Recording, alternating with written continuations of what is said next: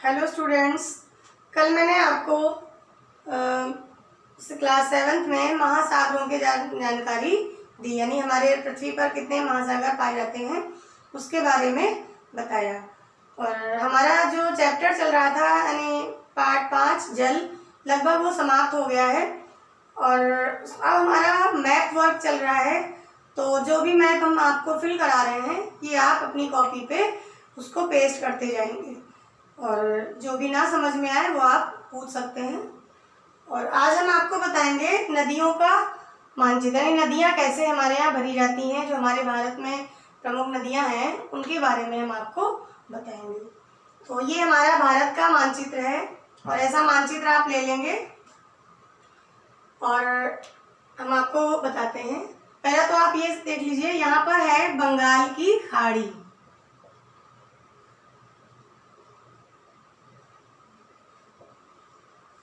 और इधर हमारा है पश्चिम में अरब सागर। तो हमारी एक यहाँ पर एक झील है जिसको हम कहते हैं मानसरोवर झील।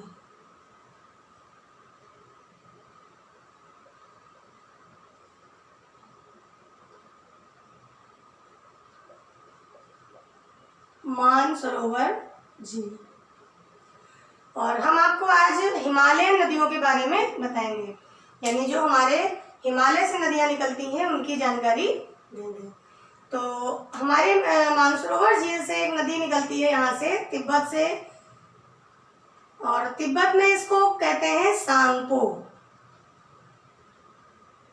ये सांगपो नदी कहलाती है, और ये अरुणाचल प्रदेश से एंट्री करती है और असम से होते हुए और ये बांग्लादेश में प्रवेश करती है। जब ये झील से निकलती है, मानसरोवर झील से, तो इसको तिब्बत में सांगपो कहते हैं।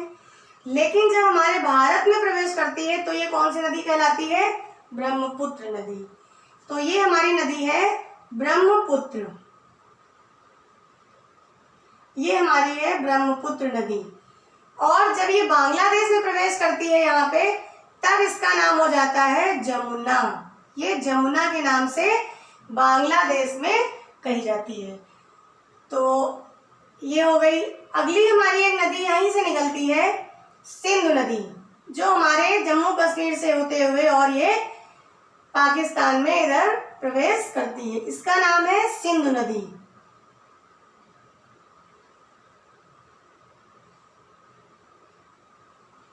ये सिंधु नदी है। फिर इसके बाद हम आइए देखते हैं अपनी गंगा नदी के बारे में। तो हमारा यहाँ उत्तराखंड का जो एक राज्य है उत्तराखंड, यहाँ पे एक वो ग्लेशियर है गंगोत्री। तो यहाँ से नदियाँ निकलती हैं। तो गंगा का नाम, वहाँ पे गंगा नहीं है, पहले उसका नाम वहाँ से दो नदियाँ निकलती हैं, अलकनंदा और भागीरथी।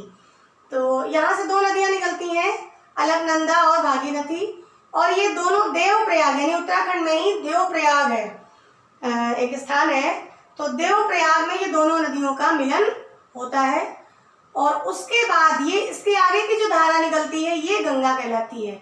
और ये हमारे उत्तर प्रदेश से होते हुए जब ये उत्तर प्रदेश में आ जाती है, तब ये यानी जो देवप्रयाग से जब मिलने के बाद इसका नाम गंगा होता है। और पहले ये अलकनंदा और भागीरथी नदी के नाम से जानी जाती है।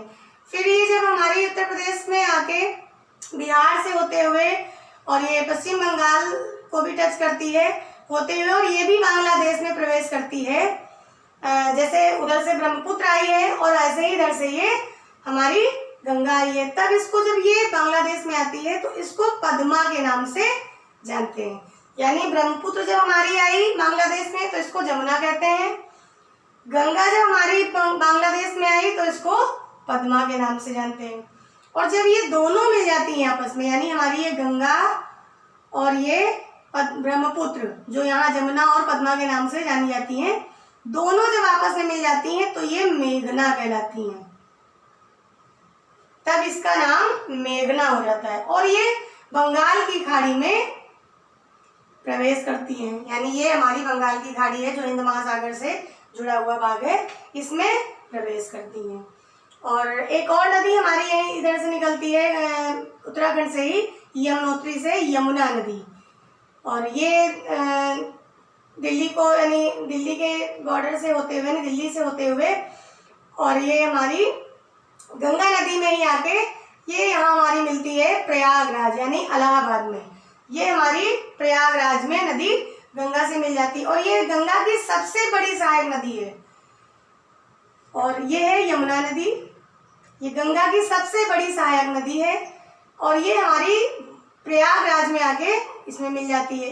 इसी प्रकार हमारी गंगा की और भी सहायक नदियां हैं, जैसे बिहार में है ये कोसी है, गंडक है, और इधर ऊपर और है ये यहाँ पे घाघरा नदी है। तो इस तरह की नदियां ही इसकी सहायक नदियां हैं और ये सभी नदियां मिलकर गंगा में आगे जाती हैं।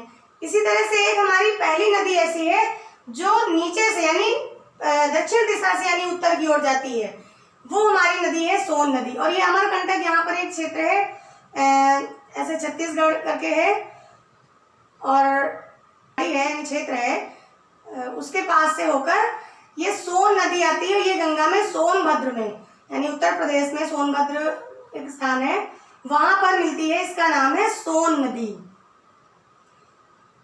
ये पहली नदी है जो ऊपर नीचे से ऊपर की ओर जाकर गंगा में मिलती है। तो ये नदी भी इसकी सहायक नदी है और ये सारी नदियां मिलकर बांग्लादेश में प्रवेश करती हैं।